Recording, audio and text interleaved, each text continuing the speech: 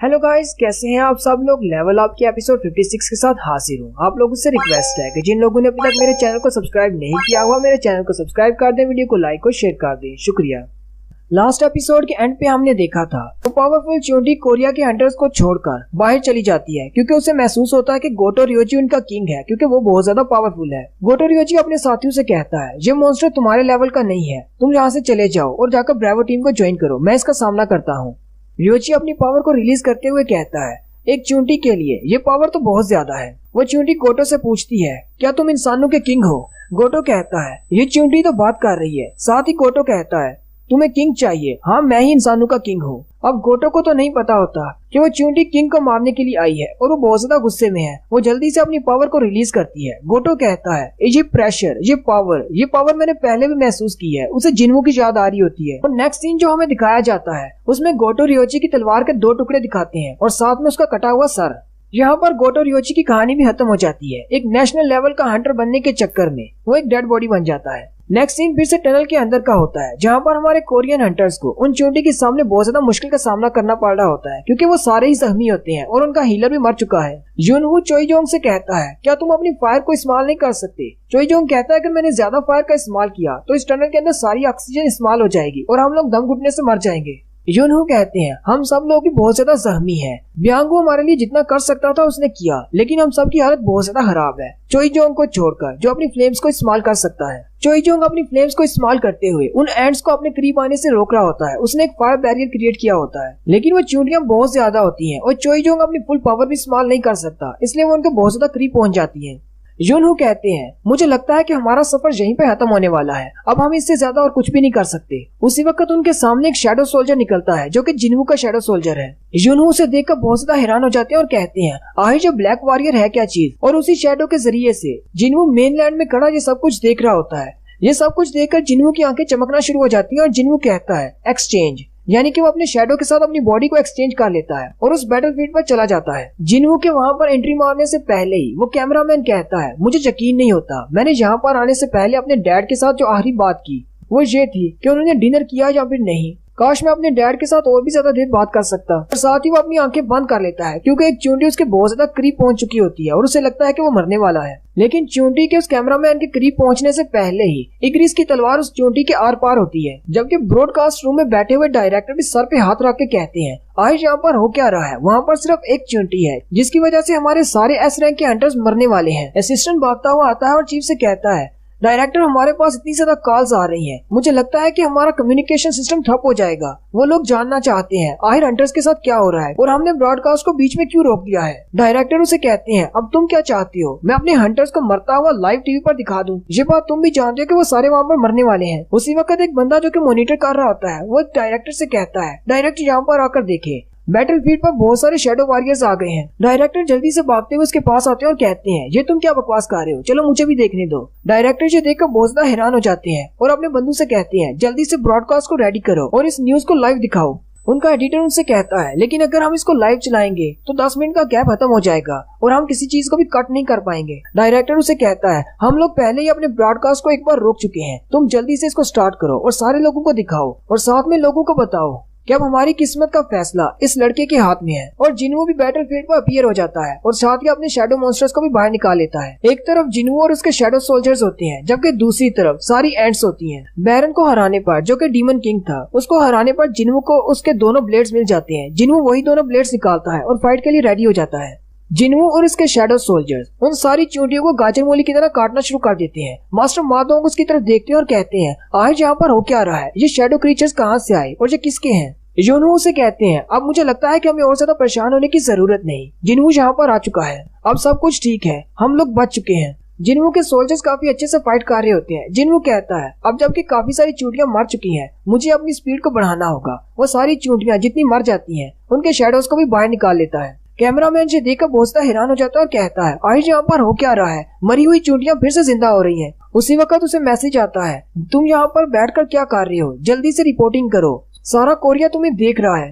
ये न्यूज इस वक्त लाइव चल रही है। कैमरामैन उनसे कहता है, मुझे तो खुद नहीं पता यहाँ पर हो क्या रहा है। यहाँ पर मरी हुई चूंटियां फिर से जिंदा हो गई हैं और अपनी ही चूंटियों को मारना शुरू कर दिया है। जिनवू उन सारे हंटर से कहता है जल्दी से मेरे करीब आ जाओ, और वो अपनी इन्वेंटरी में से कुछ पोशंस निकालता है जो कि हेल्थ रिवाइवल के लिए होते हैं। जिनवू उनसे कहता है मैं ये सारी बात तुम्हें बाद में एक्सप्लेन कर दूंगा, पर अभी के लिए इसको पी लो। वो लोग जैसे ही उन पोशंस को पीते हैं उनके सारे वुंड्स भर जाते हैं और फिर से ठीक हो जाते हैं, लेकिन चाइन बहुत ज्यादा जख्मी होती है। मादूम कहते हैं ये अभी तक ठीक क्यों नहीं हो रही, इसने भी पोशन पी लिया है। जिनवू कहता है इसकी सिचुएशन बहुत ज्यादा खराब है, मैं अपने करंट स्किल्स के साथ इसको ठीक नहीं कर सकता। जिनवू मास्टर मादोंग से कहता है इससे पहले कि बाकी की चींटियां यहाँ पर आ जाएं, तुम्हें जल्दी से यहाँ से निकलना होगा। उसी वक्त जिनवू को महसूस होता है कि पावरफुल मॉन्स्टर वहाँ पर आ रहा है, और वो चींटी अंदर आ जाती है और कहती है मुझे बाहर कोई भी किंग नहीं मिला, जिसको मैंने मारा है वो किंग नहीं था, वो एक धोखेबाज था। वो चींटी जिनवू की तरफ देखती है और कहती है क्या यहाँ पर कोई किंग है, क्या यहाँ पर कोई ऐसा है जो किंग बनने लायक है।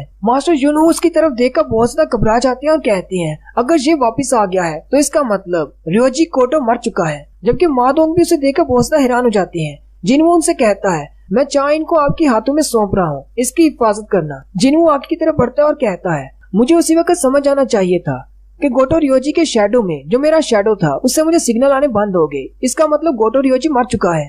चींटी जिनवू से कहती है क्या तुम इंसानों के किंग हो। जिनवू से कहता है क्या एक कीड़ा मुझसे बात कर रहा है, और फिर वो दोनों एक दूसरे के आमने सामने खड़े होते हैं और अपनी पावर्स को रिलीज करते हैं। वो चींटी जिनवू की पावर को देखती है तो अपनी पावर को रिलीज करती है। जिनवू हंसते हुए कहता है अब तो तुम बिल्कुल एक कीड़े लग रहे हो, और साथ ही दोनों में फाइट स्टार्ट हो जाती है। चींटी जिनवू को पंच मारती है जबकि जिनवू चींटी को पंच मारता है, जिससे एक जबरदस्त एनर्जी वेव निकलती है। मास्टर जुनवू कहते हैं इनकी पावर तो बहुत ज्यादा है, ये तो हमारे एस रैंक से बहुत ज्यादा आगे निकल गए हैं। उन दोनों के पंचेस के टकराने के बाद चींटी तो सामने खड़ी होती है जबकि जिनवू दूर धुएं में खड़ा होता है। चींटी उसे कहती है तुम भी कमजोर हो, तुम भी किंग नहीं हो, लेकिन जैसे ही सामने से धुआं हटता है जिनवू बिल्कुल ठीक ठाक खड़ा होता है। चींटी भी ये देखकर हैरान हो जाती है। जिनवू अपने मुंह से ब्लड थूकता है और आगे बढ़कर अपने डोमिनेटर टच स्किल को एक्टिवेट करते हुए चींटी को ग्रेविटेशन फोर्स से नीचे दबाने की कोशिश करता है और उसके ऊपर बहुत ज्यादा प्रेशर डालता है, और साथ ही आगे बढ़ते हुए चींटी को एक जोरदार पंच मारता है, जिससे वो चींटी दूर जाकर दीवार के साथ गिरती है और दीवार भी टूट जाती है।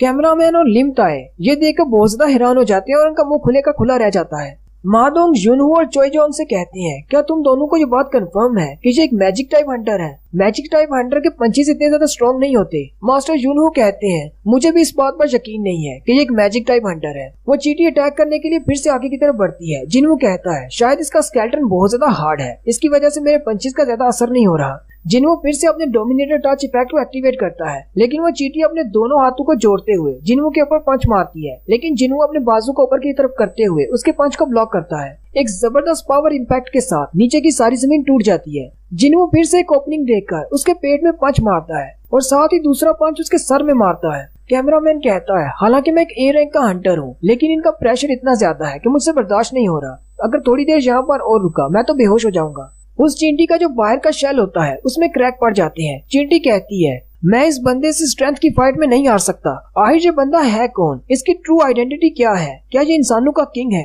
फिर वो दोनों आपस में पंचेस को टकराते हैं। वो चींटी बहुत ज्यादा हैरान होती है और कहती है इसने मेरे शेल को तोड़ दिया, आखिर ये इतना ज्यादा पावरफुल कैसे हो सकता है। जिनवू उसके पेट में फिर से एक पंच मारता है। उसी वक्त वो चींटी अपने मुंह से एक बड़ा सा स्टिंगर निकालती है और जिनवू के चेहरे पे कट लगता है। जिनवू जल्दी से जंप करते हुए पीछे हट जाता है। उसके स्टिंगर में पॉइजन होता है और वो पॉइजन जिनवू की बॉडी में जाना शुरू हो जाता है। वो चींटी जिनवू से कहती है अभी थोड़ी देर पहले मैंने एक कॉर्न स्नेल को अब्सॉर्ब किया था, उसके पास जो पॉइजन होता है ये जंगल में पाया जाने वाला आम पॉइजन है जो कि बहुत ज्यादा डेडली है, तुम इससे नहीं बच पाओगे। मेरी मैजिकल पावर्स के साथ इम्ब्यूड करने के बाद इस पॉइजन की पावर और भी ज्यादा बढ़ गई है, तुम्हारे बचने का कोई चांस नहीं। जिनवू उसके सामने बैठा होता है। चींटी उसे कहती है अब जबकि तुम्हारी मूवमेंट स्लो हो चुकी है अब तुम्हें मरना होगा, और साथ ही वो उसे मारने के लिए अपना पंजा आगे करती है।